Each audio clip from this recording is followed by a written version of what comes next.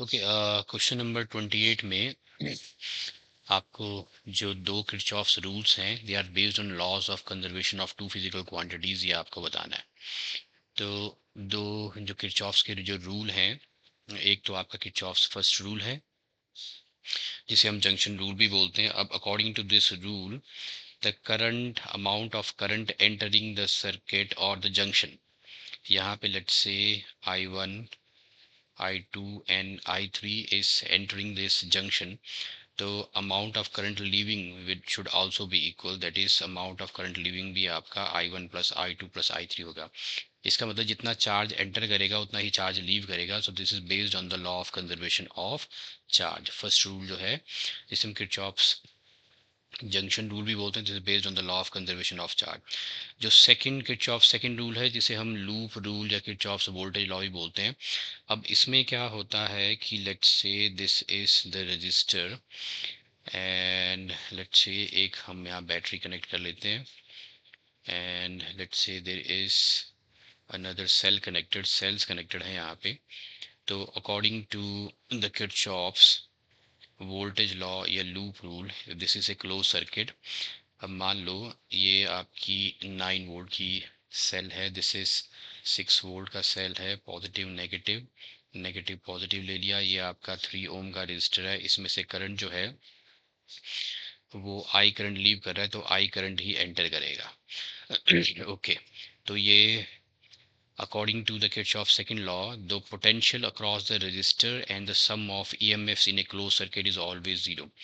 अब यहाँ पे जो साइन कन्वेंशंस हम लेते हैं, लेट्स से ये आपका रेजिस्टर है, आपने इस क्लोज सर्किट में अपने ट्रेवर्स करने की डायरेक्शन जो है चूज करनी है। लेट्स से मैं एंटी क्लॉकवाइज जो है यहाँ पे ट्रेवर्स कर रहा हूँ, तो आप इस रजिस्टर के अक्रॉस, ये 3 ओम का रजिस्टर है, इसके क्रॉस लेट से करंट आई जा रहा है, तो आप इस डायरेक्शन में ट्रेवर्स करो, करंट फ्लो करता है पॉजिटिव से लो पोटेंशियल की तरफ, हाई से लो पोटेंशियल की तरफ। तो इसके अक्रॉस जो पोटेंशियल होगा, क्योंकि आप डिक्रीजिंग पोटेंशियल में जा रहे हो, तो मैं साइन कन्वेंशन इसकी ले लूँगा negative, minus I into R, तो वी इज इक्वल टू आएगा -3 इंटू, इसकी रेजिस्टेंस 3 है और करंट इसमें आई है, तो -3 I आपका इसके क्रॉस पोटेंशियल हो जाएगा, तो -3 I हो गया। अब इस सेल में आप ट्रेवर्स कर रहे हो ऐसे, तो आप इंक्रीजिंग पोटेंशियल की तरफ जा रहे हो, तो इसका ईएमएफ आपने पॉजिटिव लेना है। ऐसे करते करते आप इधर आओगे, तो यहाँ आप जा रहे हो इंक्रीजिंग पोटेंशियल की तरफ, तो इसका ईएमएफ भी आपने पॉजिटिव लेना है, इज इक्वल टू 0। तो sum of potentials plus EMF in a close circuit is 0, -3I plus 12 is equal to 0 आ जाएगा। आई इज इक्वल टू आपका आ जाएगा 4। तो ये किरचॉफ्स सेकंड लॉ है। Now this is based on the law of conservation of energy. इसमें जो law of conservation of energy जो है वो कंजर्व रहेगी। यहाँ पे देखो डिक्रीजिंग पोटेंशियल है, यहाँ पे भी आप डिक्रीजिंग पोटेंशियल में ही मूव कर रहे हो, इधर इंक्रीजिंग पोटेंशियल में मूव कर रहे हो, तो this is based on the law of conservation of energy. अब इसी क्वेश्चन का जो सेकंड पार्ट है, we have to find the magnitude and direction. आपको magnitude direction of current 1 ohm resistor में फाइंड आउट करनी है। तो आपके पास यहाँ पे दो सेल्स हैं, 6 वोल्ट और 9 वोल्ट के। तो मैं वन विद द हाईएस्ट जो वोल्टेज है जिसकी, उसको ले लेता हूँ। अब आपको इसमें जो की कॉन्सेप्ट याद रखने हैं वो ये है कि जितना करंट बैटरी में सेल में से लीव करेगा उतना ही एंटर करेगा। और जो साइन कन्वेंशन लगाते हुए मैं जो साइन कन्वेंशन ले रहा हूँ, लेट्स से ये आपका रेजिस्टेंस आर है, इसमें करंट आई है। अगर आप इसी डायरेक्शन में ट्रेवर्स करते हो तो करंट जाता है हाई से लो पोटेंशियल की तरफ, इसका पोटेंशियल आपने लेना है नेगेटिव। और इन केस आप इधर को जाते हो तो इसका पोटेंशियल आपने लेना है पॉजिटिव। और बैटरी के पोटेंशियल में let's say this is the battery, positive negative आपने लगा लेने। अगर आप इंक्रीजिंग पोटेंशियल में जा रहे हो तो इसके ईएमएफ को आपने लेना है पॉजिटिव। अगर आप डिक्रीजिंग पोटेंशियल में जा रहे हो तो इसके ईएमएफ को आपने लेना है नेगेटिव। बस यही आपने की कॉन्सेप्ट यूज करना है इसमें। तो मैं सबसे पहले इसमें जो करंट की जो इसमें करंट हम बाइफरकेट या उस करंट की डायरेक्शन बना लेते हैं। अब ये आपका पॉजिटिव नेगेटिव है, तो टर्मिनल्स हम ले लेते हैं positive negative. Let's say current I यहाँ से लीव कर रहा है, करंट आई अगर लीव करेगा तो करंट आई ही एंटर करेगा सेल में। मैं इसको ग्रीन से बना लेता हूँ। सो लेट से ये करंट आई यहाँ से लीव करेगा, तो इसमें करंट आई ही एंटर करेगा। तो इसके क्रॉस भी ये इसके साथ सीरीज में है, तो करंट आई फिर इसमें 2 ओम के क्रॉस आएगा। यहाँ पे जाके करंट, लेट से मैं इसको I1 मान लेता हूँ। I1 करंट जो है यहाँ से लीव कर रहा है। अब यहाँ पे करंट जो है बाइफरकेट होगा। लेट से I2 करंट इधर को आ गया, जिसकी डायरेक्शन मैंने नीचे को ली है। तो रिमेनिंग करंट जो है वो इधर इस ब्रांच में जाएगा, वो मैंने ले लिया I1 माइनस I2। तो I1 माइनस I2, फिर ये फिर से सीरीज में इसके क्रॉस भी I1 माइनस I2 ही जाएगा 3 ओम के क्रॉस। यहाँ पे आके इस जंक्शन पे आके I2 और I1 माइनस I2 फिर से यहाँ पे एडअप हो जाएंगे। I2 कैंसिल हो जाएगा, इसमें देखो I1 करंट आएगा। तो I1 करंट फिर से वापस इस सेल में चला गया। इसका मतलब जो करंट की मैंने यहाँ बाइफर्केशन बनाई है वो करेक्ट है। अब हम इसमें क्लोज लूप लेते हैं। लेट्स से ये आपका क्लोज लूप है 1। इस क्लोज लूप 1 में मैं एंटी क्लॉकवाइज डायरेक्शन में ट्रेवर्स कर रहा हूँ। तो ये मैं ऐसे ट्रेवर्स कर रहा हूँ। ये आपका फर्स्ट लूप है, ये आपका सेकंड क्लोज लूप है, इसमें ऐसे करेंगे। और मुझे निकालना है, आपको जो करंट निकालना है वो 1 ओम रजिस्टर में, इस रजिस्टर में करंट निकालना है, यानी कि आपको I2 फाइंड आउट करना है। तो मैंने सबसे पहले ले लिया फॉर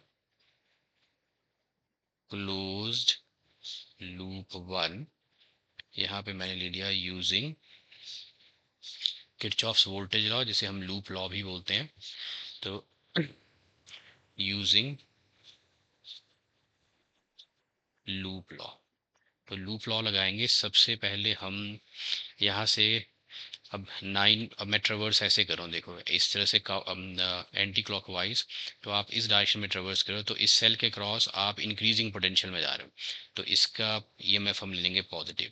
नेक्स्ट फिर करंट जाता है इसमें 2 ओम के क्रॉस, हाई से लो पोटेंशियल की तरफ। आप जा रहे हो डिक्रीजिंग पोटेंशियल में, तो इसके अक्रॉस जो पोटेंशियल हो जाएगा 2 ओम के क्रॉस, वो नेगेटिव लेंगे, -2I1। फिर आप इस, ये लूप पहला लूप है आपका फर्स्ट। तो आप आगे 1 ओम रजिस्टर के क्रॉस में करंट जाता है हाई से लो पोटेंशियल, आप नीचे की तरफ लो पोटेंशियल की तरफ ट्रेवर्स कर रहे हो। तो -1 into I2 is equal to हो जाएगा आपका, फिर आप आगे इधर करंट जाता है हाई से लो, तो आप इधर को ही ट्रेवर्स कर रहे हो लो पोटेंशियल की तरफ, तो माइनस इधर आ जाएगा आपका 3 इंटू, इसमें जो करंट है वो आपका I1 है। 3I1 is equal to 0। -2I1 -3I1 हो जाएगा -5I1 -I2 is equal to -9। तो फर्स्ट सेट ऑफ इक्वेशन आपको मिल गई 5I1 plus I2 is equal to 9। This is the first set of equation. ये फर्स्ट सेट ऑफ इक्वेशन आ गया आपकी। This is the first set of equation. अब हम आ जाते हैं फॉर क्लोज लूप 2 में। ओके, फिर से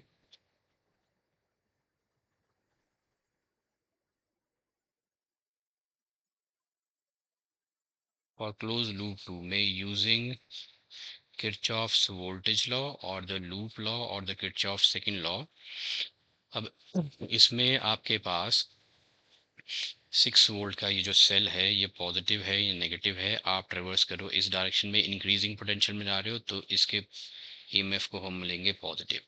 नेक्स्ट आपके पास आ गया, अब ये करंट जो है इस सेगमेंट में फ्लो कर रहा है। आपने रजिस्टर देखना, रजिस्टर आपका यहाँ पे है, तो यहाँ करंट फ्लो करता है, आप इसी डायरेक्शन में फ्लो कर रहे हो, हाई से low potential, decreasing potential -3 into I1 -I2।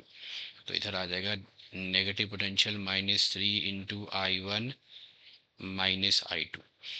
Okay, फिर आप आगे इधर से ट्रेवर्स करते हुए इधर को गए, आप इस 1 ओम रजिस्टर के क्रॉस जो जा रहे हो, करंट फ्लो कर रहे हो। करंट की डायरेक्शन हमने ऊपर से नीचे को लिया, लेकिन हम जा रहे हैं नेगेटिव से positive potential, means increasing potential में, तो इसके पोटेंशियल को हम लेंगे positive. Plus I2 is equal to हो गया 0।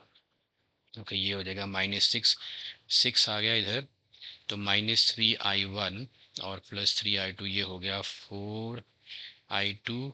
और यस माइनस, इधर मैं लिख लेता हूँ, 6 को इधर ले लेते हैं, -6 आ जाएगा।